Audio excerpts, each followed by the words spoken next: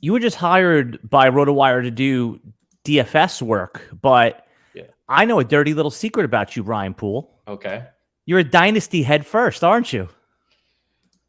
Yeah, I love Dynasty fantasy football, Alan. I've been playing it for several years now, and it seems like Dynasty's really taken off in the last handful of years, because I think most people, when you first start with fantasy football, it's just playing redrafts. But yeah, this just brings a totally new element to fantasy football, and kind of feeling like you're a GM and being able to trade for future draft picks and stuff. There's just so much more strategy that goes on with it. And honestly too, it just kind of gives you something to do year round. If your team's struggling, you can, and in redraft, it's like, okay, I'm done, onto my other league. With this, it's like, okay, what aging bet do I have that's still good, that could be useful to somebody looking to win the league? I always say in Dynasty, even when you're losing, you're winning because you're having fun, right? I mean, sure. Yeah, there's no part of the Dynasty cycle that doesn't take some engagement. I mean, like you just said it perfectly. In redraft, if you're 1-4, 2-5, you're still setting your lineup, but you don't really want to once you go 2-7, right? You just do it if you're a good league mate. How many Dynasty leagues are you in right now? I have 5 Dynasty leagues right now. I mainly play on the FFPC format. I just been a long time FFPC player, and their Dynasty leagues are just really well run. So that's kind of always what I've done. But we do have a league on Sleeper with a handful of the RotoWire guys that I play into. I just joined one on the FFWC this year as well. But it's tricky too, because you have to, you get to a point where, like, how many leagues is too many? Who are you talking to? Yeah, I know. Who are you talking to? You're in way more than I am. No, you're doing it the right way, because, okay, so you're in 5 Dynasty leagues. You can give them your attention. You know exactly who's on what roster. Dude, I'm in 28 leagues. It's literally like a Bernie Madoff thing at this point. Like, I don't know when the whole thing's going to collapse. I don't know who's on what team. Of course, I have my like 4 or 5 favorite leagues that I pay a lot of attention to. But at the most point, I like, sometimes the things slip through the cracks. I'll set I'll have like a Thursday guy in there, and how like you're supposed to, if you have a Thursday player, you put him in the position, you put him in running back or wide receiver. Like, I'll have a guy that goes in flex, and that'll screw up my puzzle. So yeah, I don't recommend. The problem is startup drafts are just too damn fun. So much fun. I love doing that. And it seems like every year I'm doing one just because I love to do it. Yeah. Yeah, and I like that the FFPC format is cool too, because it's a little more running back heavy, and I would say the FFPC format almost gives you that perfect blend of keeper versus Dynasty, where don't you only keep like 14 guys or 12 guys, and then you have to throw back like 8? Is that how it works in FFPC? So it's like a true Dynasty. It's not like keeper. Maybe it's a little different, and you might not keep quite as many guys. Right. We cut down before the rookie drafts. We cut down to 16. Okay, that's still pretty deep, but right. But it's like some of these maniac leagues, like you're keeping 30, and I like that format that you just described, because at least you have a chance. Like, because someone else's trash is startable for another team. At least you could pick up someone. Absolutely, and I've played in some Dynasty leagues with friends before, where you've got like 31-man rosters, and, maybe you cut down to like 26, 28 or something like that. But, at that point, there's just nothing on the waiver wire ever. And I feel like it takes some of the fun out of it. I would agree with you. Unfortunately, I'm in a lot of those leagues, but I totally agree with what you just said there.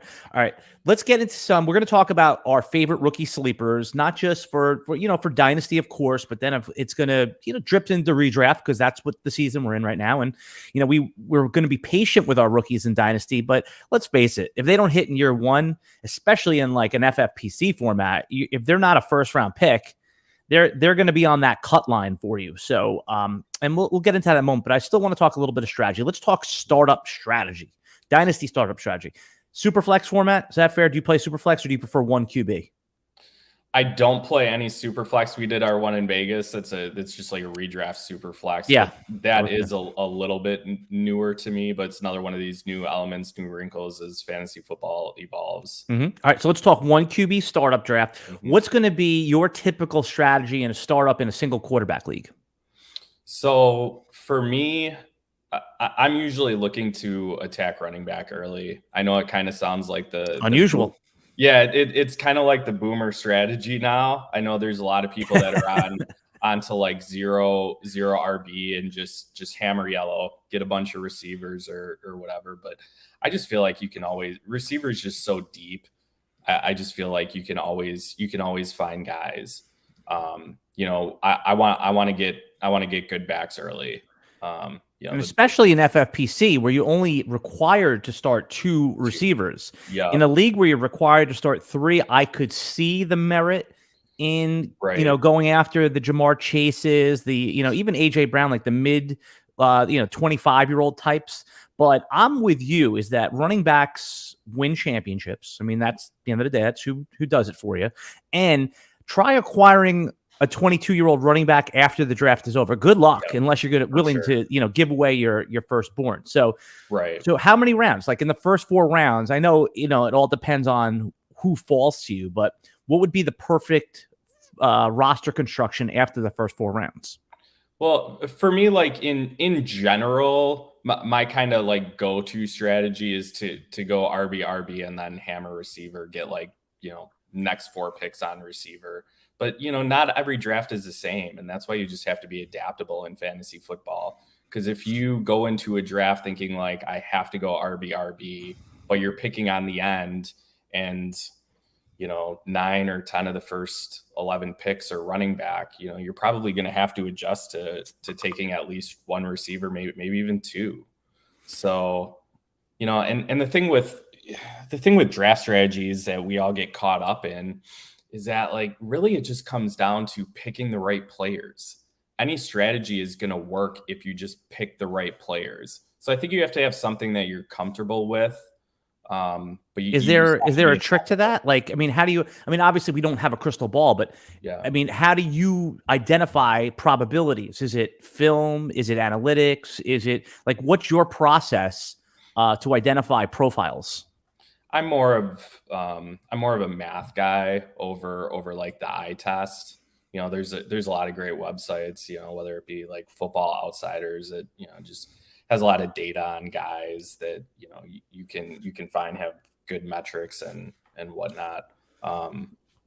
But, I'm also a guy that really likes to look at ADP, and you have to be able to, if a guy's, sometimes guys just fall into your lap. You may not like to go tight end early, but in FFPC, tight end premium league, if Kelsey's all of a sudden, sitting in your lap at like pick 8 or 9 or whatnot, like you have to scoop that up. So tight end premium, you brought up something interesting. FFPC does 1.5 tight end premium. And I know that that pushes the tight ends up in that format, but I've been in a lot of these tight end premium leagues where it's 1.5, 1.75. For some reason, in single tight end, that still doesn't move the market for me. I'm curious where you're going to be on that. I mean, if it's double PPR for tight ends, and I play in a couple leagues like that, or if you're in a league that starts 2, that changes the game. But I always like, that's why I like FFPC a little bit for that, because it pushes position players down. And I still, other than a couple of guys that are still PPR gold, I guess, they're projected to get 70 plus catches, you're able to capitalize on that. So in a tight end premium format, does the 1.5 move the needle for you? I mean, it does. I don't think it like makes it where like you have to get a tight end, in the first, 4 or 5 rounds, but it definitely moves guys up. The thing with tight end is there's always guys that kind of come out of nowhere that end up being really good. We saw that last year with Dalton Schultz and Dawson Knox. So you can certainly find guys. I think this year, you get to generally I'm starting to look at tight end in FFPC in that like 7 to 9 round range, where you can find guys like Dallas Goedert that are still just like really good tight ends in good situations that can easily be top 5 guys. And you also said about them coming out of nowhere. That is so true. I mean, every year there's a Robert Tonyan, or like you said, Dallas Goedert. But also, what I think another good tight end strategy is buy the veteran for you. You can always give your second round. I think last year before the season started, I was desperate for tight end. Like I was like dying, and I was able to give my second and third round pick for Zach Ertz. Now that was a little bit of an overpay at the time, but in a 1.5 PPR league, that's looking pretty good right now. Nobody would do that trade now. I bet you'd have to overpay with a late first if you were desperate for tight end, which again, I don't recommend doing that. But so you can, that's really what my next lead into my question is your rookies, which we're going to talk about your rookie sleepers in just a few minutes, but rookies versus veterans. And there's nothing more dramatic than, people overvaluing the rookies in rookie drafts. But then the redraft rankings come out, and that's what I call the sober rankings, what's actually going to happen, because we're so bad at predicting what's going to happen in the season ahead of us. How the hell are you going to predict what's going to happen 2 and 3 seasons out? So when you see someone like Mike Evans, who's wide receiver 5-ish, wide receiver 6 in redraft, but like wide receiver 18 or 20 in Dynasty, I think that is a major leak in the Dynasty market. And I guess my question for you is, what do you think some of the common and most the common mistakes are that both newer Dynasty players and experienced Dynasty players makes?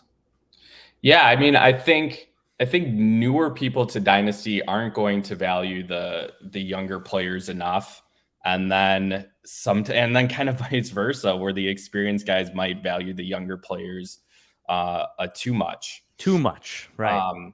I mean, there's so many examples of guys over the years that have been, first round talents that you think are just going to be, your money guy for several years. And then you draft like a Jalen Reagor, who you're like, okay, this guy looks really good. He's got first round draft capital, really fast. How many times have you heard this one? This guy's going to be my wide receiver 2 for 10 years. Right. Yeah. For exactly. 10 years. 10 years.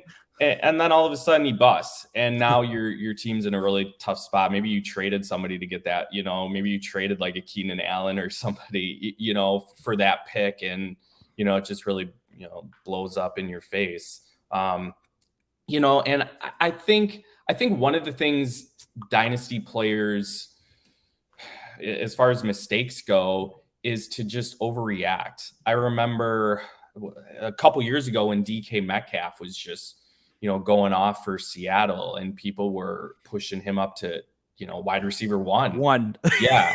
In Dynasty. And it was Juju Smith-Schuster. We did it for him. Right. Too. Yeah. Yeah. And it's like, it's not, it's not a static environment. Things change.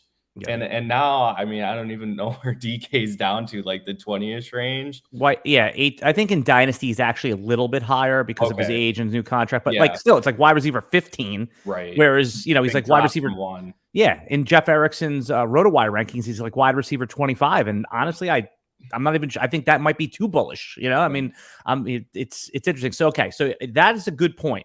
The incorrect valuation. Sometimes the experienced Dynasty player, only sees a single path to victory, whereas the new Dynasty player has all of these options. I mean, new Dynasty players, they make the crazy mistakes. They play it like redraft. I remember my first Dynasty league, I was taking like Darren Sproles, like age 28 Darren Sproles in round 3. I mean, you would never see that in Dynasty because he had like, RB11 year in PPR. I mean, that's just like a crazy mistake that you do. But I think that you want an optimal Dynasty strategy, regardless of the position you attack. You want to have players that have, obviously youth and job security for the projectable. That's all you could ask for, is job security and a role. You can't say, hey, this player is going to, produce at this level. Things change, as you just said, DK Metcalf, but he would still be a decent foundational piece because you're betting on profiles as well.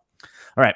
Before we're going to talk about our rookie sleepers, and we'll define a sleeper as, a player that maybe is being a little bit undervalued. We'll talk about them both from, we'll identify their profile. We'll talk about them from a redraft and a Dynasty perspective and what we think their value really should be.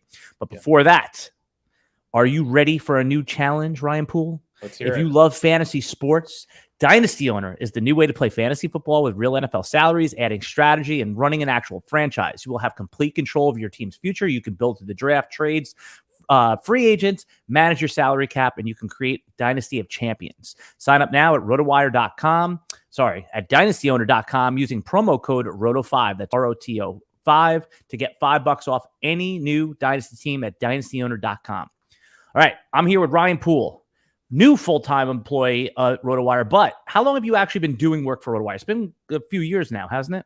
Yeah, so I started in 2020. It was right before the pandemic hit. So, eager to get going. And then all of a sudden the world, sports world shuts down for a few months. But yeah. And what are you going to be doing for RotoWire now that you're on full-time? Yeah, so I'm on as the daily fantasy sports product specialist. So I'm going to mainly be just working on the DFS side of things.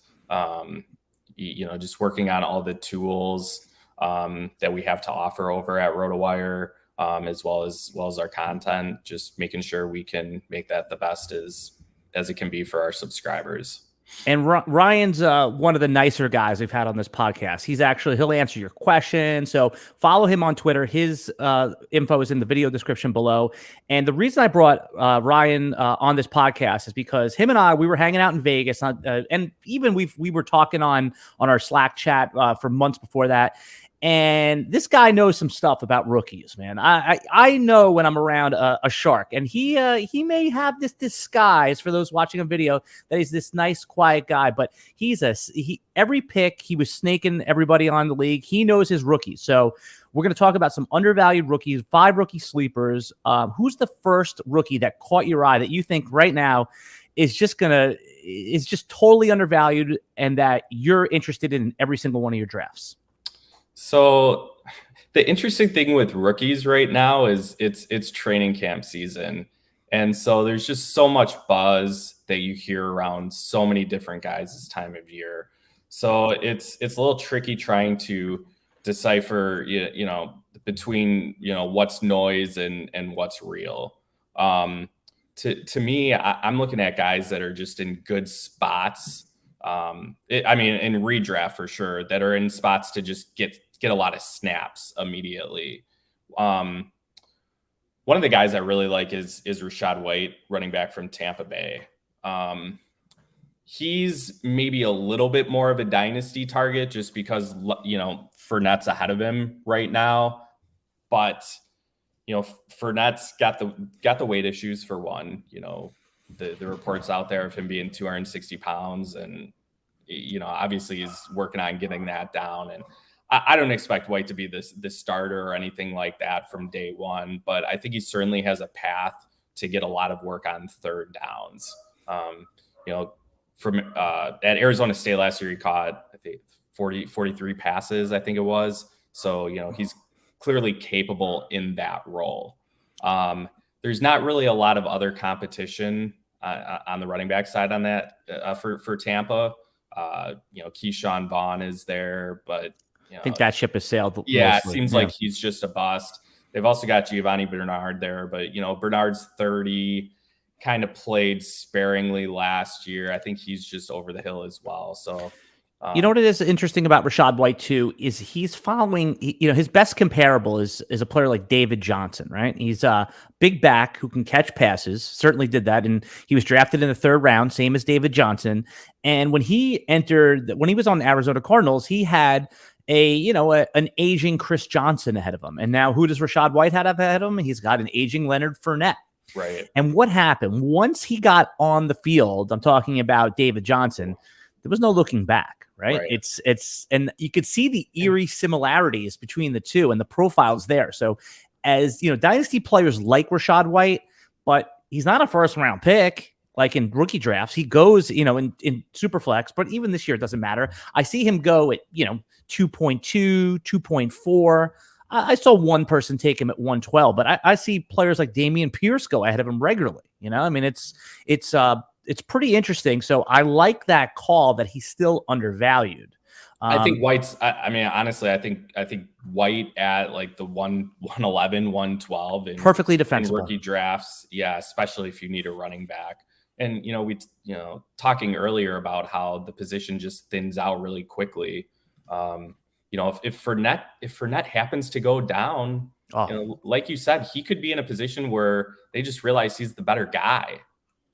Obviously they give Fournette that 3-year, $21 million deal, so they expect him to still be the guy. But, we're in a time where the lifespan on running backs it's short. You don't see a lot of production from running backs at like 28 years old. Just doesn't, they're few and far between. I can't remember the last 27-plus-year-old running back that finished as a top 10 running back in fantasy football. I mean, you probably have to go as far back as like, Matt Forte. I heard someone mention his name as an older running back that produced at an elite level. I do like that call. And the Leonard Fournette contract is a sunk cost at this point. The Tom Brady window for winning a Super Bowl is now. If there's an obvious gap in skills, or if there's even, if Rashad White shows he belongs on an NFL field, he's going to play. What's Tom Brady's? He's a circle of trust guy. If he sees that Rashad White can pass protect, and he does have a lot of dog in him. I mean, his backstory is incredible. You should, you, the listener, should go Google it. He paid his own way through college, did the whole junior college route. He's got a lot of dog in him. So I really do like that pick a lot. Before I give you my first rookie sleeper, I just want to talk about Fantrax. And if there's something you wish your fantasy league had, or a feature that's missing from your current league, bonus scoring, custom schedules, playoff, deeper settings, look no further. They have you covered at Fantrax. Join MLB All-Star Jock Peterson, who plays fantasy football because he got punched in the face, right? And recently announced he's moving his league to Fantasy Football League to Fantrax. Fantrax is excited to announce Fantrax Game Day Experience. Fantrax will be sending a lucky Fantasy Football League to a regular season game of their choice, along with $6,000 towards travel. You can all you have to do is enter, and in order to enter the giveaway, just create a league. So if you create multiple leagues, you have multiple chances to win.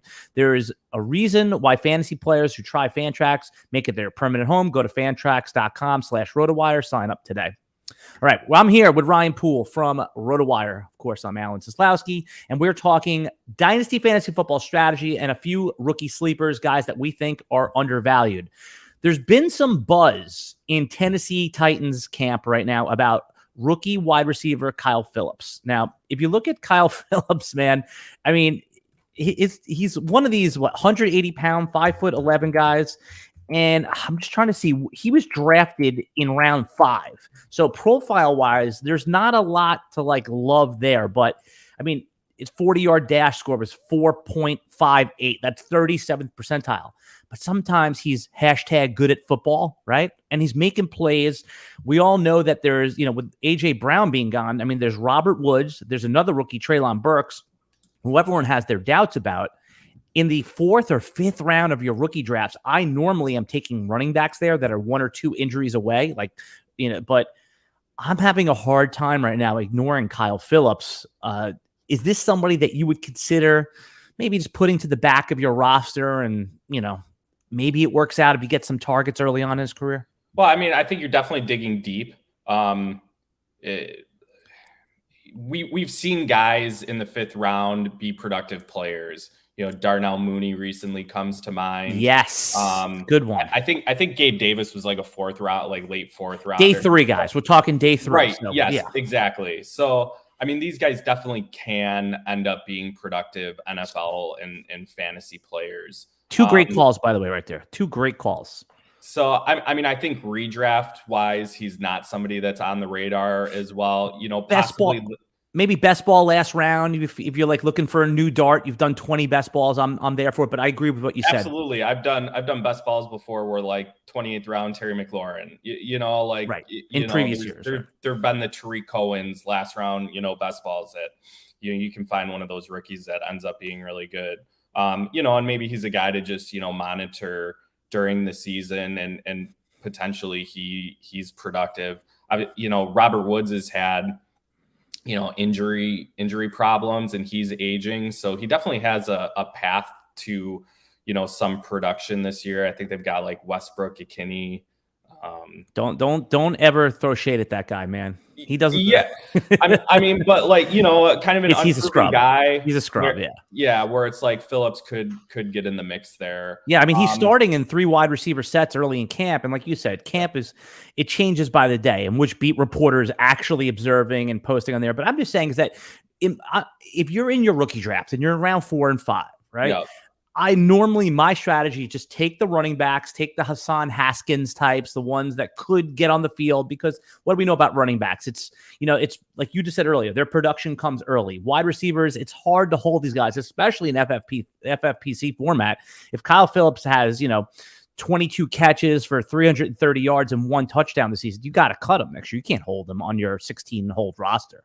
And that's what can be difficult is like, in leagues where you only hold, 20 guys during the season, it's like, unless you're in like a really big rebuild kind of team, like you're just probably not going to have room to keep a guy like that.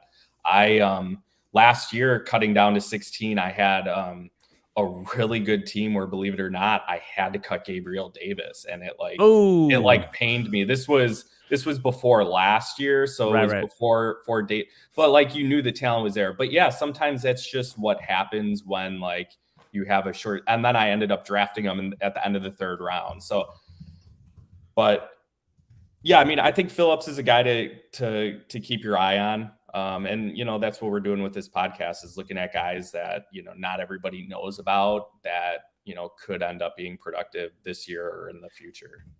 Well, all right. So give me your next undervalued rookie that you see from a dynasty perspective, and also, that could make an impact in redraft. And by the way, we have one of our regular listeners there ask, who is this guy? As I said in the beginning of the podcast, Ryan is one of our new full-time players over at RotoWire. He's handling a lot of DFS, but just from talking to him offline, I love his dynasty. I love how you think about dynasty in a very sober way. And you've taught me a few things just from our conversation. So listen, we're here with Ryan Poole of RotoWire, and we're talking about our undervalued rookie sleepers. So who's your next guy?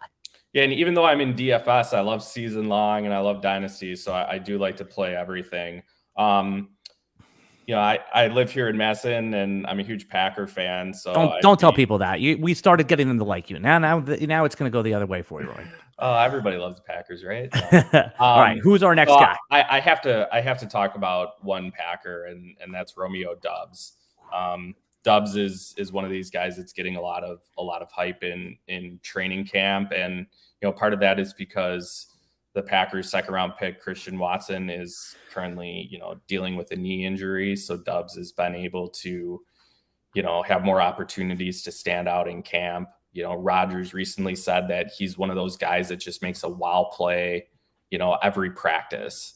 And that's high praise from Rodgers, because Rodgers is normally just wants to shit on you, right? I mean, Rodgers is an interesting guy when it comes to praise. So you do have to kind of, wean through it a little bit. He's talked up Jake Kumerow a lot in the past, but yeah, I mean, there's guys that Rodgers just loves. And so certainly doesn't hurt if he's talking you up. With the Devontae Adams trade, the opportunities are there. You're looking at Allen Lazard, who's, decent, but not really, tested as a number 1 guy. Right. What's he going to do again? What's Allen Lazard going to do against number 1 coverage? That's really the question. So which really could open things up for some of these other guys. Doubs he's a 4th round pick out of Nevada, put up back-to-back 1,000-yard seasons there. Had 11 touchdowns, 80 catches last year. So, it's very productive in college. Ran a 4.47 40, so he does have good speed, 6'2", 200. Like, it's just all like pretty like prototypical stuff. And he's got the opportunity, and that's huge. Yeah, no, I like that. And also, it doesn't hurt that their 2nd round pick, Christian Watson, has not been able to practice with Rodgers. He's been a little banged up early, little nicks and bruises. He was also a project, whereas the narrative on Doubs is that he's pro ready, right? So I like that call. I saw Doubs early in the season getting undrafted in rookie drafts, then to the 5th round, 4th round, and now he routinely goes at the the late third round. Yeah, and he's a guy that's even on redraft people's radar now. Yeah, he's going in best ball, right? Yeah, best ball redraft. He's a guy you're looking at, come like 16 plus rounds as a guy that you can take as like your wide receiver, 6-7 guy and maybe get some production out of him, this year. I think that's a really strong call. As Dubs is, certainly on the fantasy radar at this point. It'd be easy to see him being relevant at some point this season. And by the way, he now has trade value too. So if you are not a Dubs believer, but he's on your roster because you took a what the heck flyer on him, you could probably upgrade that 5th round pick you spent on him to a 23 third at this point. I think there's going to be someone in your league that is interested in doing something like that. So that's how you that's another strategy how you win in Dynasty is you take your 5th round pick. They're now worth a third. You cash that in, and then you take that 3rd round pick and you do the same thing until eventually that becomes like an early 2nd round pick. I've done that before. So you got it. It is a reasonable theory to cash out on some of these hype guys. And sometimes it'll burn you because if Dobbs ends up being, an 800-yard receiver with 6 touchdowns, then you're like, damn it, I should have held him. So it's always a gamble. Yeah, I mean, trading is one of those things in Dynasty where, some guys get burned and they just get afraid to trade because they don't want to be wrong or whatever. And if you play Dynasty long enough, you're just going to make bad trades. It's part of the game. NFL GMs make bad trades. Like, nobody's really batting 1,000. What's the worst trade you ever made in Dynasty? I don't want to say. We all have horrible ones, Yeah, no. Last year I traded Deontay Johnson for Juju Smith-Schuster, and I don't hate it.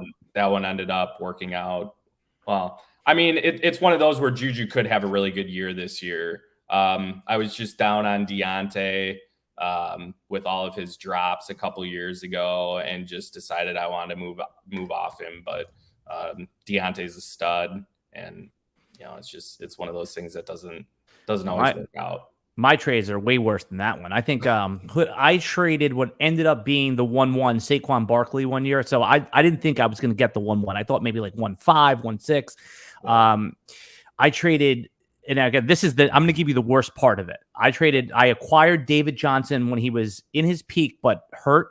Yeah. And I was able to give 2 first round, Joe Mixon, who started his career horrible through 5 games, and my next year's 1st round pick, which ended up being Saquon Barkley. So how do you like that one? I gave away Saquon Barkley and Joe Mixon for David Johnson, who was just never the same. That's definitely my worst trade. And then the year where everyone hyped up Juju as the 1-1, I traded for him and gave away 2 firsts and 2 seconds, which I think I turned those picks into like complete garbage. So yeah, you learn. Sometimes you have to make those trades to realize like, okay, like, it's not worth it for me to be trading, my future picks for, maybe like veteran proven commodities.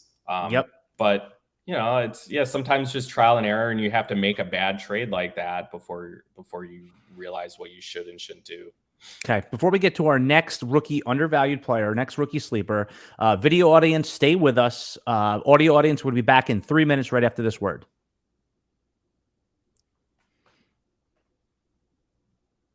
And we're back. I'm here with Ryan Poole of RotoWire, who is a new full-time employee, but has been with the company for a couple years. Of course, I'm Alan Seslowsky, and you are listening to the RotoWire Dynasty Fantasy Football Podcast.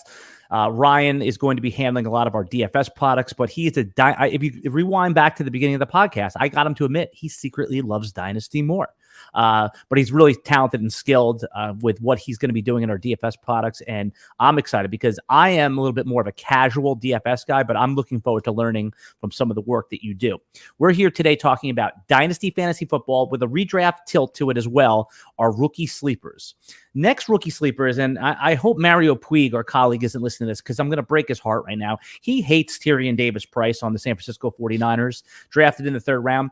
Even if he's not a special talent, I mean, you have to. Jeff freaking Wilson has been productive in this system, right? I mean, we all know the history of San Francisco 49ers 3rd round picks recently. That was Joe Williams a couple of years ago, was drafted and never heard from. Trey Sermon, I mean, basically was one of the worst picks you could have made last year. And now Another third round pick, Tyrion Davis-Price. Everyone likes Elijah Mitchell as a starter, but he's had some trouble staying healthy.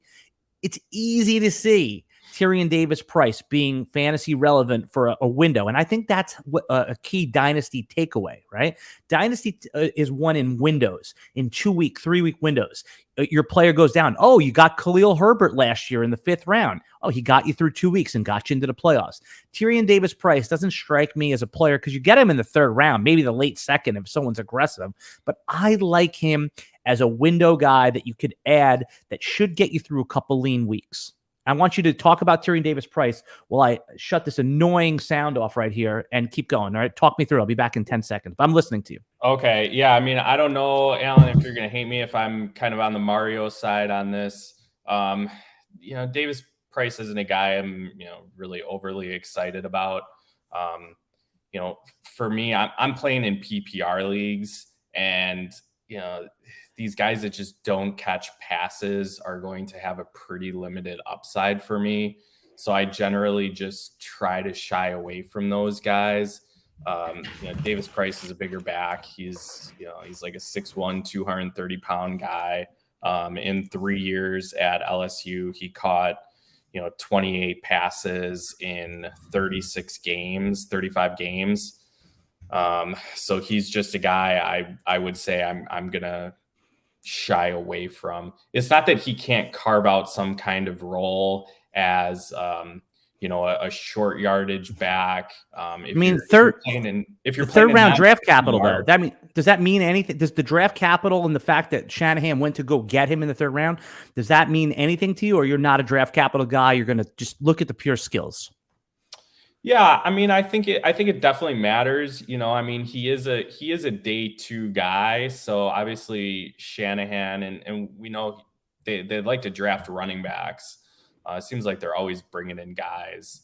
I imagine Shanahan is eyeing him as, a short yardage back, goal line back, type of guy. But unless there's some kind of injury to Elijah Mitchell, and there was plenty of those last year. Yeah, of course, it's certainly possible. I'm not saying for me, he's just not a guy I'm targeting. Okay, and fair enough. And again, I just go back to Khalil Herbert last year. He was a late round pick, not as rich of a draft capital as TDP, but he was he got you through 2 weeks. I mean, the 49ers, everyone loves the running system, and especially with Trey Lance taking over now, there should be theoretically more room for the running backs to operate, as the linebackers have to keep tabs on the back end side for someone like Lance who can burn you, and has that dynamic running ability. We had a question that was submitted in the chat that I really, before we continue on with our sleeper, our rookie sleepers, someone asked what our favorite settings are for Dynasty. I think that's a really good question, because that's the first thing I do nowadays as a Dynasty snob is I'll check all the settings. I mean, Ryan talked about earlier that he right now is in most of his Dynasty leagues are single quarterback. I prefer super flex, but I do like a little bit of a tight end premium. I like, even if I'm not going to attack the tight ends, I do like the positional importance on tight ends, because I want other people to go get those tight ends while I let the positional value fall to me. Also, playoff format is a setting that I look for. I like a league that not only, you don't just go the top 6 records get in the playoffs, Ryan. What you do is you let the top 5 records, similar to what we're doing in our Dynasty League, our redraft one. And the 6th seed is the most points, gets in as a wild card that's not in the top 5. So you have that one team that just had bad win-loss luck that does able to get in. Is there any special settings that you look for in the Dynasty League that you prefer to play in? One of the things, obviously you need some kind of setting where total points is coming into play. It really shouldn't be top 6 record. There's just too much luck that goes into that. So whether you're playing like a victory points kind of format where you're getting points based off wins and, weekly points, there should definitely be something like that in there. I don't think I'd play in something that didn't have that. One of the things the FFPC really does that I like is that if you miss the playoffs, the first overall, there's a playoff for the 6 teams that didn't make the playoffs, in which you're fighting for the top pick. Right. They don't just they don't reward tanking, is what you're saying. Exactly. Yep. So it gets rid of that tanking, and then it still makes, the last few weeks of the season still interesting for the people that haven't made the playoffs. You know, it's funny you say that, because in my home league, I got a lot of pushback, but now people are warming up to it. Now, we don't do that, because if there's a truly awful team, and by the way, I'm not against what you just said there, like having a consolation bracket and the better team gets the early pick is great. And by the way, there's no guarantee. Last year, the year that Justin Herbert came out, if you took QB1, QB2, you're not as happy as if you took Justin Herbert QB3, right? So it doesn't always work out that way. But in our league at home, my biggest money league is that we do is the bottom 6 teams just go into a complete lottery.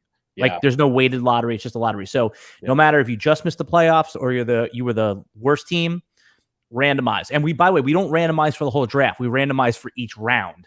So interesting.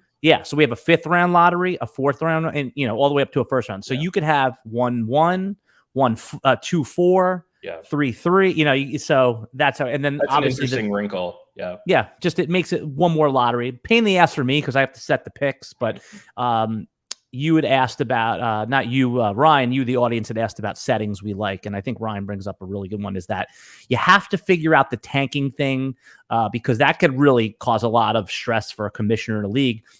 The other thing we do, and I'm curious of your feedback on this, is the one thing that can ruin a dynasty league is a lopsided trade. Now, everyone hates every trade when it happens. What we do is we allow 24 hours to match the trade from the other participants. So let's say that you trade me in a superflex format, Patrick Mahomes, and I send you something like Justin Fields in the 1st. Now, obviously, nobody would think that's a good trade. But now the other league mates have 24 hours to match my offer for Mahomes, and you could take it as the Patrick Mahomes offer. A lot of times the trades don't get matched, but what it does is it protects the star's value. So if there's a player that just was frustrated and he or she feels like they need to rebuild and they don't really need to. So it's a little bit of a safety net, but it does protect the integrity of the league. What do you think about do you think that's training wheels and it's stupid and all trades should be allowed and you're allowed to say that? Or do you think that that's somewhat interesting? It's definitely interesting. I hadn't heard of that before. So I'm definitely, as I'm hearing it, open to that idea. My dynasties are like commissioner run. And so, but nothing ever really gets vetoed. It's really tough if you're in a league with a bunch of buddies, because there can definitely be drama over that. So I feel like, your way definitely eliminates some of that drama, which is essentially what you're trying to do. So I think it's fine. And we've had that before. We had Patrick Mahomes in a league in a superflex format, traded for Daniel Jones and 2 firsts. And, people had a chance to match that. So, I mean, you would never do, and this is when Daniel Jones was still considered on ascending. Now, we'd had a couple people in the comments talk about vetoing. Vetoing is, I'm a little bit against this. Is in place of the veto, because I would just veto any trade that's going to get my competitor better. Why wouldn't I veto it? I mean, you can have a-holes like me. All right, let's get back to our rookie sleepers. But before that, I just want to tell you really quick. I just want to make sure I read everything I was supposed to read here. Okay, I think I did. All right, so we don't need to do that. Rookie sleepers, guys that are undervalued. We talked about Tyrion Davis-Price, which you hated that call. And we talked about Kyle Phillips, which, again, late round dart, who knows? I love your call of Romeo Doubs. And then you talked about Rashad White as being undervalued. I couldn't agree more with that. Who's going to be another rookie sleeper, a guy who's undervalued in Dynasty and maybe even a little bit towards redraft? Yeah, I think this guy is a great target for both redraft and Dynasty. And we kind of talked about the Giants situation a little bit when we were in Vegas. And I think Wandel Robinson is in a really good spot to produce immediately. Sterling Shepard's coming off the Achilles injury. I think you're talking about, you're not even sure if he's going to play this year. If he does, it's going to be late in the season. We're talking about Shepard. Yeah. Shepard. Right. Yeah. So, that gives Robinson the opportunity to immediately start as the Giants slot receiver. So, it's also an interesting receiver room in that, Kenny Gallaudet, they gave a bunch of money to, but his last year with Detroit was injury prone. He looked pretty bad last year with New York. So they're, it's kind of available there for somebody to just step in and be Daniel Jones's rock. And that really could be Robinson. Obviously, Kadarius Toney, their first round pick last year, is still there. And Toney, did look good when he was on the field as well. But the Giants offense is interesting. It has the potential to, be an under the radar good offense if they can just stay healthy, which they've really struggled to do the last few years. And let's also remember, this coaching staff picked Wandel Robinson ahead of where his consensus, let's call it ADP, was supposed to be, right? People thought of Wandel Robinson as more of a 3rd to 4th round receiver, even though he was super productive. I mean, he was one of the most productive receivers at Kentucky. A little bit undersized, but early reports are they're using him as a running back and he's basically an offensive weapon. He is. They're going to use him all over the place, which just, makes him even more intriguing to fantasy players. I mean, the downside is he's small, right? Like he's, 5'8", 185, probably similar to me, but with a lot more muscle. But also a heck of a lot faster. He's a 4.40 type guy. And there's a place for those type of guys in today's NFL. I mean, if you're good at football, right, you can make, those shifty guys that could make the cuts, run the route tree. There is a place for those guys. It doesn't always have to be the Calvin Johnson, Drake London types that are these, mega alphas. I mean, in fact, one could say that those guys are obviously useful and drafted high, but they're also limited to what they could do. Whereas, Wandel Robinson, we just talked about that he could line up in the backfield. He could run reverses, and that could be great for fantasy football. I like that call a lot. He goes, you could take the pick that you want in the second round of rookie drafts with him, and he's a perfect end game guy as well. I could see him easily being someone that, that we dismissed because of side incorrectly. So great call right there. I mean, look what San Francisco did with Deebo Samuel last year. Not that those guys are like, similar comps, but, you're seeing teams not be afraid to use receivers and just getting the ball in their hands, whether it be reverses or, whatever it might be. You want to get your best players the ball. And I think Robinson has that talent to emerge as one of the most useful, offensive weapons outside of Saquon Barkley for New York. Why do you think? So we're talking about guys that might have been overdrafted by consensus at the time. We won't know if that's true until we actually see them play. Mm-hmm. So everyone likes Wandel Robinson. Why are they so much cooler on Taekwon Thornton, who was drafted in the second round by the New England Patriots? He's a speedster. I mean, everyone threw their hands up like, oh my God, what a stupid pick. And we know Bill Belichick does have a recent history of bad wide receiver picks, famously passing on DK Metcalf and AJ Brown for N'Keal Harry, Aaron Dobson in the second round. I mean, it's, so other than that, which by the way, should not be ignored, just as Pittsburgh Steelers are great at picking second round receivers, Bill Belichick has not been.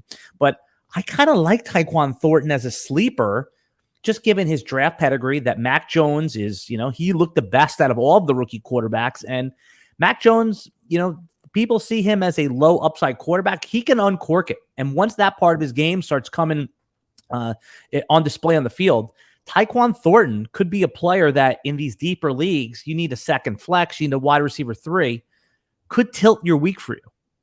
I think Thornton was probably a bigger reach than Robinson by the NFL draft guys, so maybe that's why he's getting hated on a little bit more. I think the Patriots offense is just, it's not as like sexy, if you will. It's just hard to get like super excited about really anybody on that offense, other than, maybe, Ramondre Stevenson seems to be, having a good camp and climbing a bit, but, the opportunity's there for Thornton to step in. It looks like Devontae Parker is probably the main option right now. Think about what you just said though, right? I mean, exactly. It's Devontae Parker. He's 28.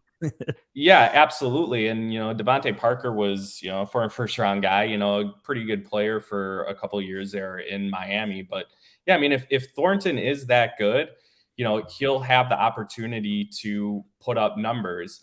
And, honestly, as far as like when talking about draft capital or whatnot, maybe Thornton was projected as like a 4th round guy or whatever. But at the end of the day, if you're good, that doesn't matter. If the Bears had taken Darnell Mooney in the 2nd round, even though they got him in the 5th, that doesn't change Darnell Mooney's talent level. So at the end of the day, if you're good, you're going to produce. All right, let's go a couple more guys that you'd like that are undervalued here. Give me another one here. Who's a rookie that you consider a sleeper, meaning they're definitely, undervalued in your eyes and that could produce as the season goes on a little bit? Well, kind of piggybacking off of what we were just talking about with the Giants and Kadarius Toney. Another guy we talked about in Vegas was how Jahan Datsun kind of just compares similarly to Kadarius Toney in that, like, here's a guy that, ended up being, mid to late 1st round draft pick for Washington. By the way, went ahead of Treylon Burks in the real NFL draft. Yeah. Yep. Great point. And so he's one of these guys that was, quote unquote overdrafted, but similarly to Toney last year, but yet Toney looked really good. And so Datsun, again, has opportunity to step in and play immediately and be productive. We know they've got Terry McLaurin, who is really good. Outside of that, though, Curtis Samuel, if he can stay healthy, is going to be, a productive option for that offense. After that, though, it gets really thin really quickly. So I think, and being a 1st round pick, they're obviously going to want to get him on the field. So, and he's like, he reminds me of, he's got like a lot of Steve Smith to his game. Like he'll undersized, just go up and rip the ball away from you like that. He's got a lot of dog in him. So I really like that as well there. That's, and people say, oh, how the hell could Jahan Datsun, the 1st round pick, be a sleeper? He's going in the 2nd round of rookie drafts. That is an undervalued player right there. So yes, exactly. in today's fantasy football landscape, there's no such thing as sleeper. Bob from accounting knows every player because he reads RotoWire. He reads all the other websites. So you really have to identify when you talk about sleeper as a player that's undervalued. I think that's a great call right there. I'm okay taking Jahan Datsun in the 1st round. I mean, I don't even think that's a hot take. I had a choice, which I took some blowback for, between Jahan Datsun and Treylon Burks. I went with Datsun. I may not have made that same decision today. Treylon Burks is looking a lot better, but I'm not hating on it. I think that there's a lot of upside there, and he could be used in a lot of ways. And I think his floor is a little bit higher than Treylon Burks as well. Next player. They're both going to be really good players. I think Burks has the potential to just be an absolute stud. And, based on what Tennessee gave away, I think they're going to do everything in their power to make sure that happens. Yeah, the upside is undeniable with Burks. And that's why he's one of these players I'm scared to draft and I'm scared to not draft, like, right. I'm, in redraft, you have to take him in the 7th and 8th round. And, in these, $5 best balls, no problem. But when I'm on the clock in the 7th or 8th round and I'm in, an NFFC $350 entry draft, or even like my home league, like $100 draft, I haven't done it yet. And I'm not sure I'm going to, but that could be a guy who, quote, wins you the league, right? Yeah. And that's kind of what makes Datsun even more appealing, is that you don't have to spend that, extreme draft capital to get him. In redraft, you can take Datsun probably in like the 12th round. And that really lessens the risk versus having to take, a guy like that in like the 7th or 8th. Yeah, we had, there's the eternal question in Dynasty has been London or Burks. For me, it's an easy London. I guess really my question for you is in rookie drafts. I think everybody likes Breece Hall as the 1.1. Yeah. If you're on the clock, who are you taking at 1.2? And regardless, just say your team is mostly balanced, right? You don't necessarily need a running back or need a wide receiver. Who's your next best player in that format? Yeah, I actually had this situation in one of my Dynasty rookie drafts this year, and I went London over Kenny Walker, because there's Kenny Walker people like myself too, but I understand the London pick. I'm not going to argue with that. Yeah, I wasn't really a Walker guy, and it looks like he's kind of Yeah, it seems like some of the hype there is kind of leveling out for Walker. So, but here, let me give you the case for Walker, okay? Okay, As the sure. 1.2, because the case for London's so obvious. He's the wide receiver 1. He's a monster, and yes, I could see it. And by the way, just the fact that I don't even need to make a case against London is probably the reason why he should be the 1.2, right? But Kenny, we talked about this in the beginning of the podcast. Go try in your dynasty league, you the listener, go try to get a 21-year-old running back. See what the price is. They're nearly impossible to acquire. So the way to acquire them is in the draft. This is the opportunity to get him at the 1.2. Kenny Walker, super productive in college. He's on a team that wants to run the football. Offensive line, not great. We all know that, but they did add a couple rookies this year, which are promising. And who's the guy ahead of him right now? Rashad Penny. Does anybody think Rashad Penny is durable? No, they think the opposite. So we could be seeing, let me ask you this question. If Rashad Penny was out for the season today, where would Kenny Walker go in redraft leagues? Good question. I think he's kind of like locked in around like maybe the 8th or 9th round now. But what happens if he was the clear? Yeah, if Penny was gone, obviously he jumps up to probably 2-3 turn. Third round latest. Quite that high, Alan, but yeah, he's definitely a guy you're looking at as being your second RB or maybe your top RB if you start with a couple of receivers. He would not go. He would go right after. He would go in the middle of the 3rd round at the latest. But there's people that would want Kenny Walker to happen, so you'd have to take him in the late 2nd if you wanted him. Like he's not coming back to you in the 4th if he was the sole control of that backfield. I wouldn't want to push him ahead of like an ETN, somebody like that seems to be going like mid 3rd. For me, it'd be more of a 3-4 turn guy. All right, let's ask the chat. If Rashad, here's the question for the chat and for you at home. You could tweet at us at RotoWire, at Alan Seslowsky, and at yours is at Ryan Pohle, right? Ryan Pohle, sorry. Cool. Yep. Pohle. If Rashad Penny was ruled out for the season today, where would Kenneth Walker go in redraft league? So just put your answer right there in the chat or tweet at us, and we will compile a poll, and we will, announce it on the next podcast. All right. As we're winding down here, one of the sleepers that I identified, and again, you can routinely get this player in the 5th round of your rookie drafts, is Tyler Beatty on the Ravens. Was drafted in the 6th round out of Missouri. He was just highly productive in college, and he had like 50 plus catches. Now, Ravens backfield, it's a tricky situation, right? Because Lamar Jackson himself is going to take 700 rushing yards out of the total pie. Then you have J.K. Dobbins and Gus Edwards, both, by the way, who are not ready to go just yet. And in the past, Lamar Jackson hasn't dumped it off to the running back. So what's the upside here is that he is probably the player that they drafted of what they thought Justice Hill was going to be. So maybe they haven't had a pass catching running back just because they haven't had one on the roster. Again, it costs you nothing. This is like a true sleeper in a sense where Tyler Beatty can be had.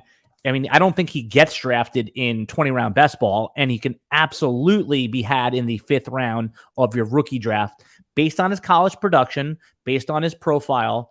I like his situation because of the guys in front of him don't have that skill set, and right now, currently, are not ready to play. You definitely dig a lot deeper than I do, Alan, with my picks. But we had a good mix of both. You had Romeo Dubs. Right, yeah. Beatty's interesting. His situation is interesting because, the Dobbins injury is kind of still up in the air. He had the thing a couple of weeks ago where kind of went back and forth on if he was going to be, ready for week 1 or whatnot. It appears that he probably is, but, we don't really know his potential durability. And, Beatty could step in at some point where, he could be a significant contributor, but, we also saw that Harbaugh last year brought in veterans when that happened. They brought in they did the 2015 running back tour, right? Latavius Murray and yeah, exactly. So they didn't have a player like good. Sorry, no, it's possible. I think he's definitely like somebody, later on in best balls that you can target. And I love guys that catch passes, and he's very proven as an option out of the backfield receiving. So definitely a dart throw kind of guy. All right, lightning round. Give us 2 rookies that you're drafting this year, other than one of the guys that you said, just lightning round, bang, bang, that you think are going to have instant production. I mean, we don't know that until we know that, but who are your best bets to have? Because even Rashad White, you said he's going to have to wait. Are there any rookies that you think could just right off the bat, they're going to produce starting week 1 or 2? I seem to end up in my best balls in like the 15th-ish round, just always drafting Brian Robinson for Washington. They drafted him in the 3rd round this year.